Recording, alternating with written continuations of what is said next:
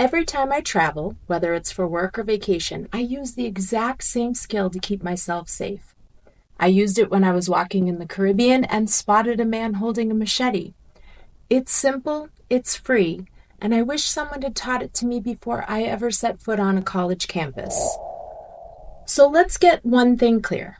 Most self-defense doesn't start with throwing a punch. It starts way before that. It starts with what you notice. The skill I'm talking about is situational awareness. Not paranoia, not hypervigilance, awareness. Imagine a target, 3 zones. Outer ring, it's your surroundings. Who's nearby? What exits are open? What's the energy of your space? The middle ring, someone enters your bubble and they're moving toward you. Are they giving off any red flags? Are they watching too closely? Are they lingering? Are they circling back? The center ring, right in the middle of the target, that's hands-on range. If someone gets too close to you, touches you, grabs you, don't wait. That's when you act. And here's the key. You shift gears as people move closer. You don't react the same way to someone across the street as someone grabbing your wrist. The goal isn't to be on edge. It's to be aware enough to act early before things escalate. Let me give you an example, because it's one I'll never forget.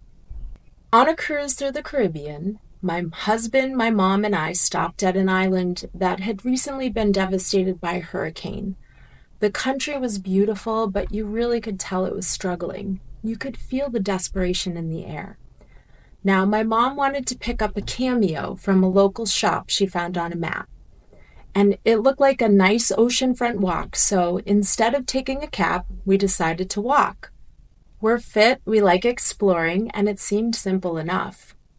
Now, as we followed along the path, right along the shoreline, I noticed a man step out onto the side of the road, probably about 50 yards ahead of us, and it was nothing alarming at first. But then things changed. There were fewer cars around. The walk was way longer than we thought. And then he bent down and picked up what looked like a machete that had been stashed along the side of the road. And my instincts kicked in immediately.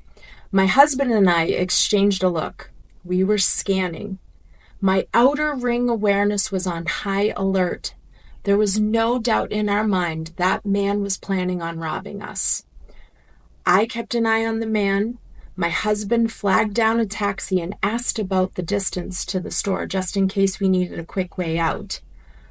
As we stood there, I watched that man casually toss the machete over the ocean wall. Now, nothing happened. We kept walking and made it to the shop safely. And yes, my mom bought a cameo. We joked later that she had to buy it. I told her, we risked our lives for that thing. Grammy, you better buy a cameo. And on a recent trip, I actually bought her another one just for the memory. But behind the joke is something serious. We didn't freeze. We noticed. We assessed. We planned. That's what awareness gives you. Options, safety, confidence. Now imagine you're 18, you're in college, you're walking back from class, earbuds in, or you're in the hallway late at night scrolling on your phone. If your eyes are down and your mind is distracted, your outer ring is gone. You've just lost your biggest opportunity to see something early and to get to safety. That's why I teach this, not just for travel, but for life, especially for young women heading to college, where 1 in 5 will be assaulted and most will know their attacker. Awareness is your biggest line of defense, not pepper spray, not a whistle, awareness. Because danger doesn't always snap. It creeps, it tests, it watches. A hand that lingers too long. It's someone who follows you off the train. Or a man with a machete who just might be waiting. If you're not paying attention, you miss the window to act. No one taught me this in school. No one sat me down and said, hey, this is how you scan a room. That's why I created defendHER. to teach girls what I wish I had learned earlier, to prepare them for the real world, not just the worst case scenario. If you're a student, a parent, or a teacher, share this video. Let's normalize teaching awareness as a life skill, because it is. It's not fear, it's preparation. It's power.